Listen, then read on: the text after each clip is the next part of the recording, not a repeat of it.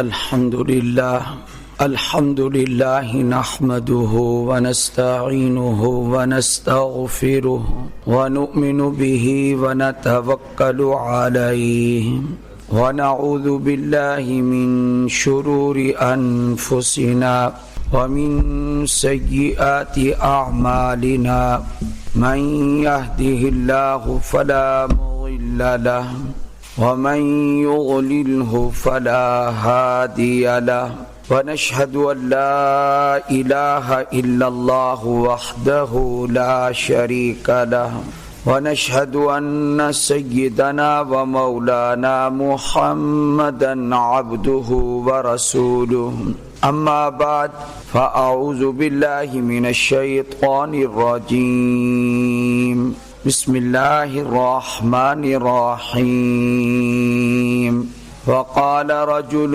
مؤمن من آل فرعون يكتم إيمانه أتقتلون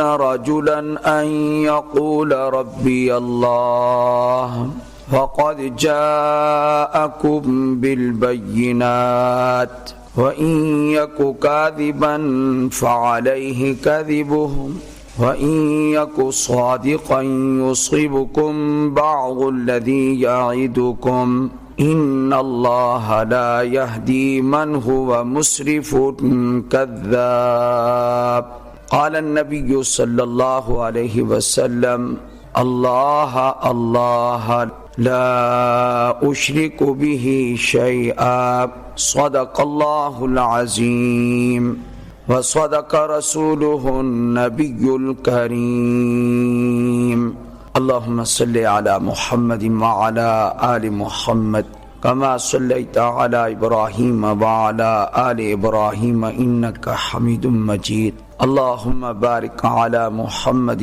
وعلى آل محمد كما باركت على إبراهيم وعلى آل إبراهيم إنك حميد مجيد قرآن کریم میں اللہ تعالیٰ نے جو قصے بیان فرمائے ہیں اکثر مسلمانوں کو وہ قصے معلوم ہیں، سنتے رہتے ہیں، وہ پڑھتے رہتے ہیں۔ قرآن کریم کا ترجمہ پڑھنے والے بھی ان قصوں کو جانتے ہیں اور تقریریں سننے والے، واعظ سننے والے لوگ بھی ان قصوں کو جانتے ہیں، لیکن قرآن کریم کے بعض ایسے قصے بھی ہیں جن کی طرف اکثر لوگوں کی توجہ نہیں ہے۔ انہی میں سے ایک قصہ حضرت سیدنا موسیٰ علیہ السلام کے دور کا ہے۔ حضرت موسیٰ علیہ السلام کا اپنا قصہ تو بہت مشہور ہے، بلکہ قرآن مجید میں سب سے زیادہ اللہ نے حضرت موسیٰ علیہ السلام کا قصہ بیان فرمایا، لیکن ان پر ایمان لانے والوں میں سے اللہ تعالیٰ نے ایک آدمی کا مختصر قصہ ذکر کیا ہے، زیادہ لمبا چوڑا نہیں ہے، لیکن اس کا ایمان اتنا اعلیٰ ایمان کہ اللہ تعالیٰ نے صرف اس کا قصہ ہی ذکر نہیں کیا، بلکہ اس مومن کے نام پر قرآن مجید میں ایک سورت نازل فرما دی ہے جس کا نام ہے سورۃ المومن۔ سورۃ المومنون اور ہے اور سورہ مومن اور ہے۔ سورۃ المومنون تو 18ویں پارے میں ہے اور سورہ المومن یہ 24ویں پارے میں ہے۔ تو مومن سے یہاں کون مراد ہے؟ یہ وہی شخص ہے جو حضرت موسیٰ علیہ السلام پر ایمان لایا۔ ایمان لانے والے بہت تھے، آپ کی قوم بنی اسرائیل لاکھوں کی تعداد میں آپ پر ایمان لانے والی تھی، جو بعد میں پھر آہستہ آہستہ وقت کے ساتھ ساتھ انہوں نے تورات میں تبدیلیاں کی اور گڑبڑ کی۔ حضرت موسیٰ علیہ السلام کے زمانے کے بعد وہ پھر بنی اسرائیل گڑبڑ ہو گئے وہ، لیکن حضرت موسیٰ علیہ السلام کے دور میں جو لوگ تھے بنی اسرائیل وہ حضرت موسیٰ علیہ السلام پر ایمان لائے۔ اکثر مفسرین فرماتے ہیں یہ مومن فرعون کا رشتہ دار تھا اور فرعون کا یہ چچا زاد تھا، تو فرعون کی قوم کا تھا۔ آپ حضرات تصور نہیں کر سکتے کہ ایمان لانا حضرت موسیٰ علیہ السلام پر فرعون کے زمانے میں کتنا مشکل تھا۔ اس بات کا اندازہ وہی لگا سکتے ہیں جنہوں نے قرآن کریم کی طرف توجہ کی ہے، ان کو اندازہ ہے کہ ایمان لانا اس دور میں کتنا دشوار تھا، کتنا مشکل تھا۔ حضرت موسیٰ علیہ السلام پر پھر ایمان لانے والے دو قسم کے لوگ تھے۔ ایک تو آپ کی اپنی قوم کے لوگ تھے، وہ تو ایمان لائے، انہوں نے ساتھ بھی دیا، مشکلات بھی جھیلی، برداشت بھی کیا، فرعون کی دھمکیاں، فرعون کا غصہ، سب کچھ برداشت کیا۔ لیکن خود فرعون کے خاندان کے لوگوں میں سے کون ایمان لایا؟ اس کے بارے میں اکثر حضرات مفسرین فرماتے ہیں فرعون کے خاندان میں سے اور اس کے گھرانے میں سے اور اس کے رشتہ داروں میں سے ایمان لانے والے صرف اور صرف دو تھے، ایک عورت تھی اور ایک مرد تھا۔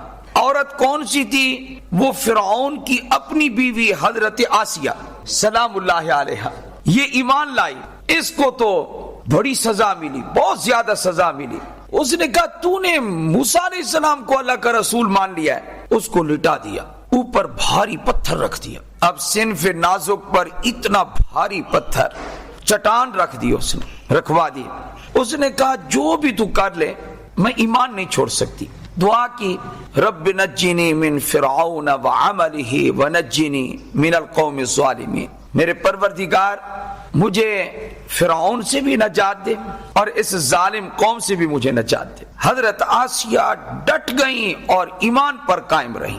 اللہ تعالیٰ نے 28ویں پارے میں سورہ تحریم میں دوسرے رکوع میں ان کا ذکر کیا، وہاں لکھا ہے مفسرین نے اللہ تعالیٰ نے ان کی دعا کو قبول بھی فرمایا، کیونکہ ان کی دعا کا یہ بھی حصہ ہے رب ابن لی عندک بیتا فی الجنہ، اے اللہ مجھے فرعون کا محل نہیں چاہیے، میرے لیے اپنے پاس جنت میں ایک گھر تیار کر دے۔ اللہ تعالیٰ نے ان کی دعا کو قبول کیا۔ ابھی وہ زمین پر پڑی تھی، سارے پردے اللہ نے کھول دیے۔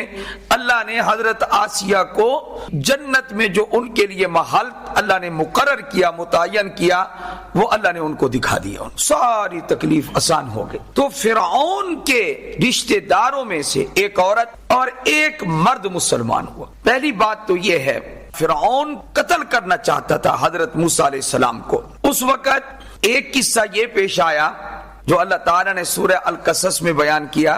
قبطی خاندان تھا فرعون کا، حضرت موسیٰ علیہ السلام کے تھپڑ سے وہ مر گیا۔ وہ دو آدمی لڑ رہے تھے، حضرت موسیٰ علیہ السلام نے تھپڑ مار کے اس کو ہٹایا لڑائی ختم کرنے کے لیے، اس میں جان ہی نہیں تھی، وہ گرا اور مر گیا۔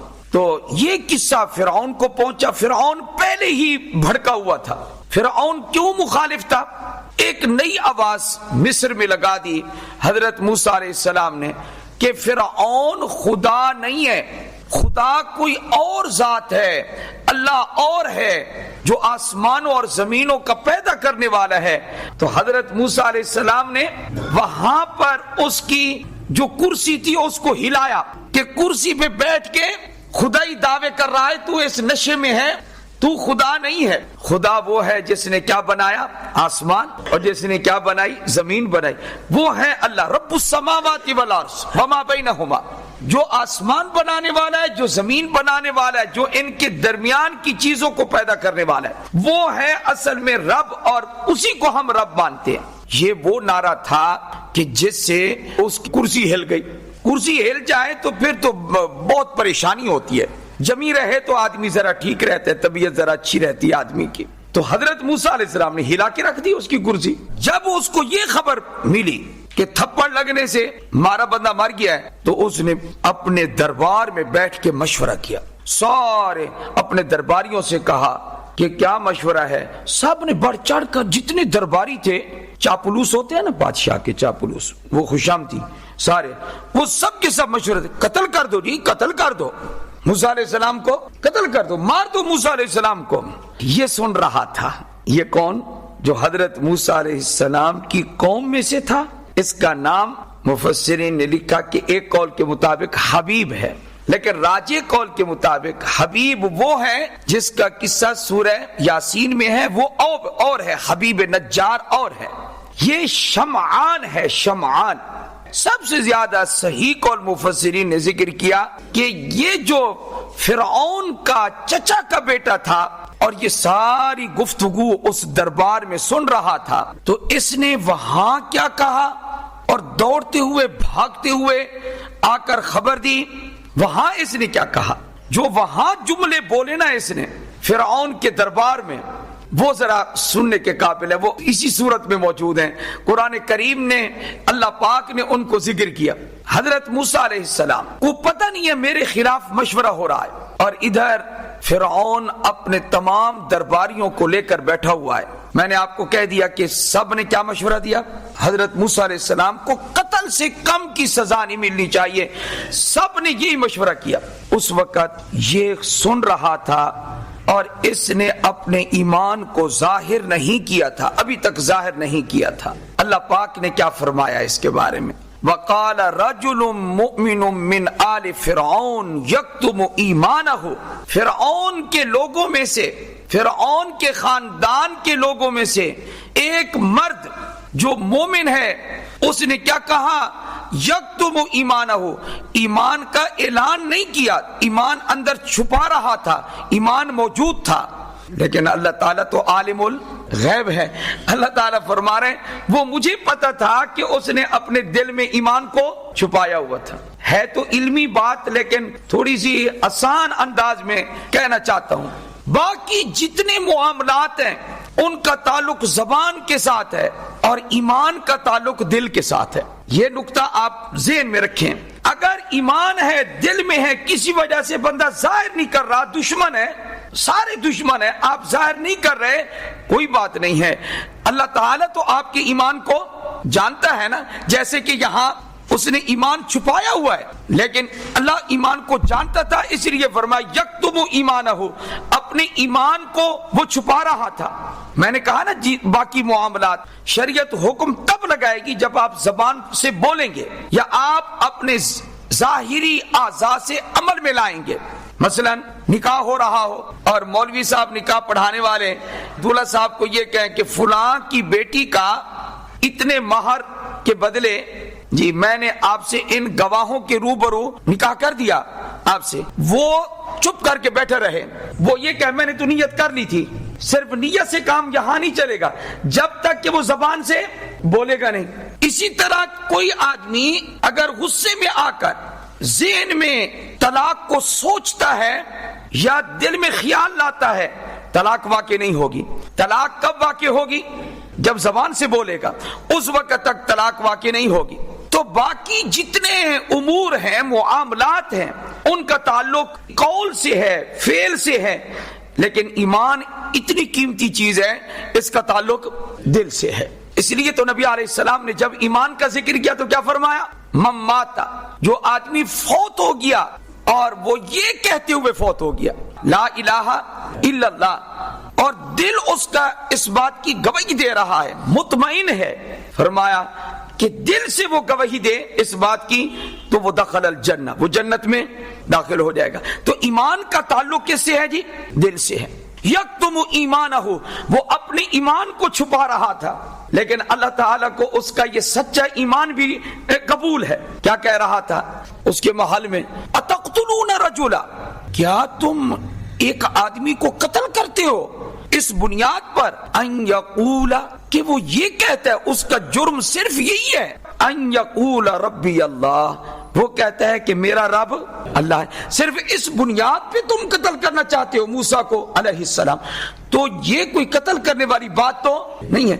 وہ تمہیں رب نہیں مانتا، موسیٰ علیہ السلام کے بارے میں کہا اے فرعون تمہیں رب نہیں مانتا، یہاں آ کے تمہیں سجدے نہیں کرتا، تیرے سامنے جھکتا نہیں ہے، بلکہ تیری آنکھ میں آنکھ ڈال کے بات کرتا ہے اور پھر وہ ڈٹ جاتا ہے۔ کہتا کیا ہے؟ کہتا تو صرف یہی ہے نا، کیا کہ میرا رب اللہ ہے، اس بنیاد پہ اس کو قتل کر رہے ہو تم؟ یہ فرعون کے چچا کا بیٹا دربار فرعون میں بولا، وَقَدْ جَاءَكُمْ بِالْبَيِّنَاتِ، حالانکہ وہ تو روشن معجزات بھی لے کے آیا ہے، وہ 9 معجزات بھی لے کر آیا ہے، ان میں سے 2 بڑے بڑے معجزات تو تم اپنی آنکھوں سے دیکھ چکے ہو۔ کون کون سے؟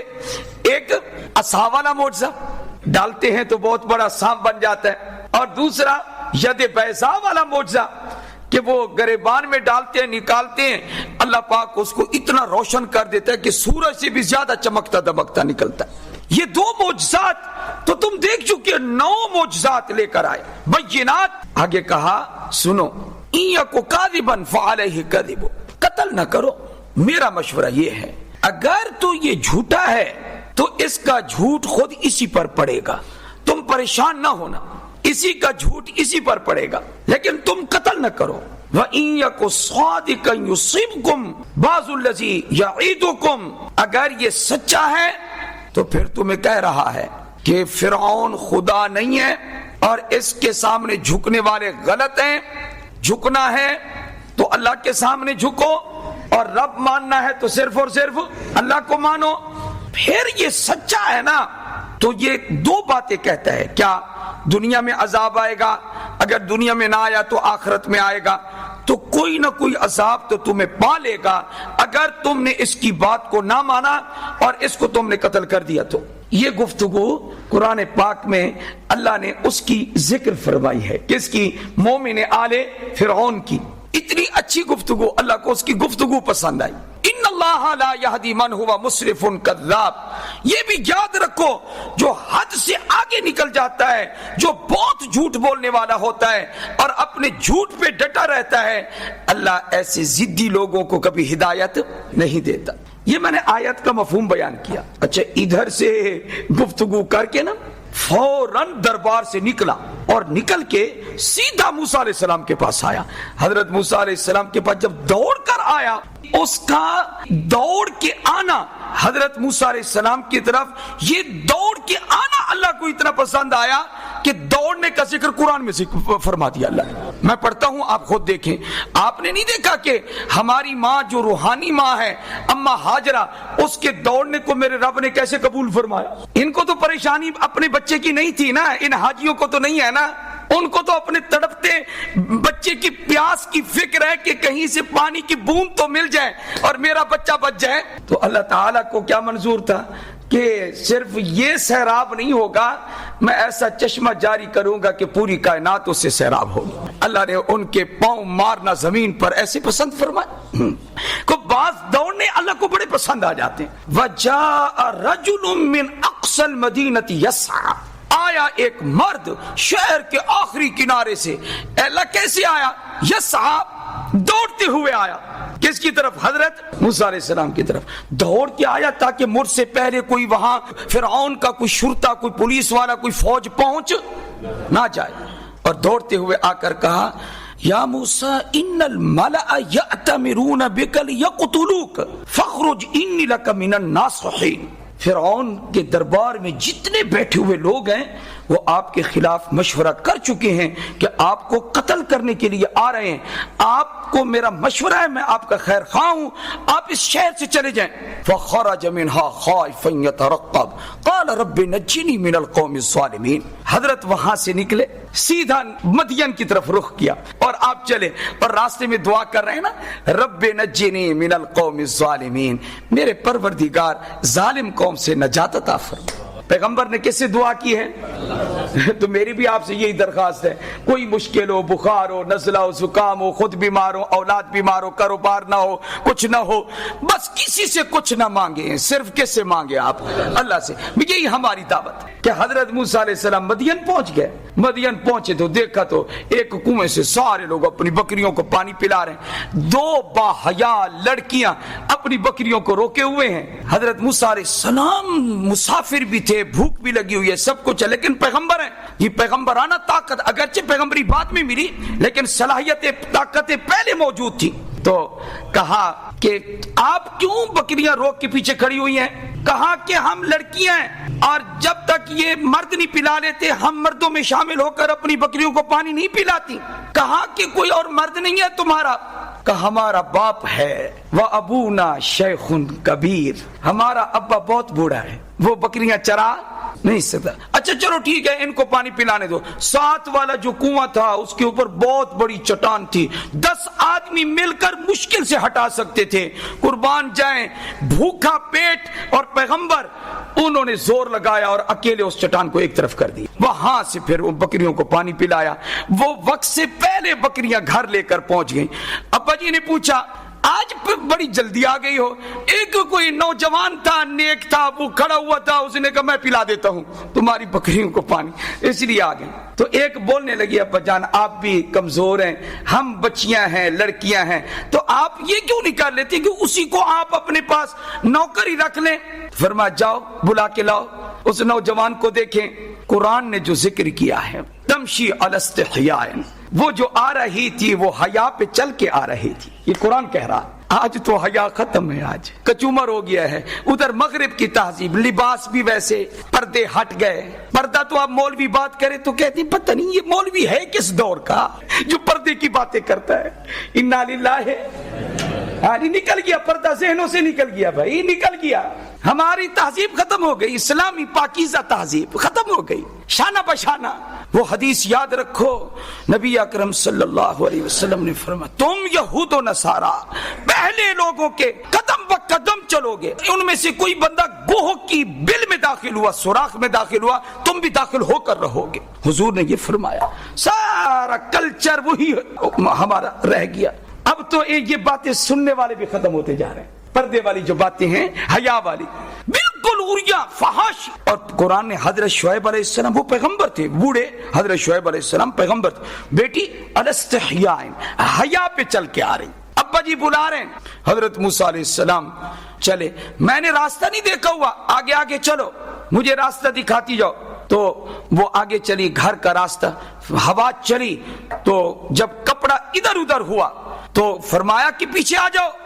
تو حضرت شعیب علیہ السلام کی بیٹی کو پیچھے, مجھے راستہ آگے, ایسے اشارے سے بتاؤ ادھر جانا ہے, ادھر جانا ہے. پیغمبر بھی پاک, جس پیغمبر کی طرف جا رہے ہیں وہ بھی پاک, پیغمبر کی بیٹیاں بھی پاک. وہاں گئے تو کہا کہ کہاں سے آئے ہو؟ کہا مصر سے. وہاں ظالم ہے جی, وہ ایسے ایسے میرے قتل کا منصوبہ بنا رہے. کہا نجوت من القوم الظالمین, پرواہ نہیں کرنی, ظالم قوم سے تو نے نجات پائی ہو, اس کی سلطنت وہیں مصر میں ہے, ادھر نہیں آ سکتا وہ, ادھر تمہیں کچھ نہیں کہے گا. اچھا آپ میرے ساتھ معاملہ کر لو, کیا پہلے کھانا کھاؤ, مسافر ہو, بھوکے ہو.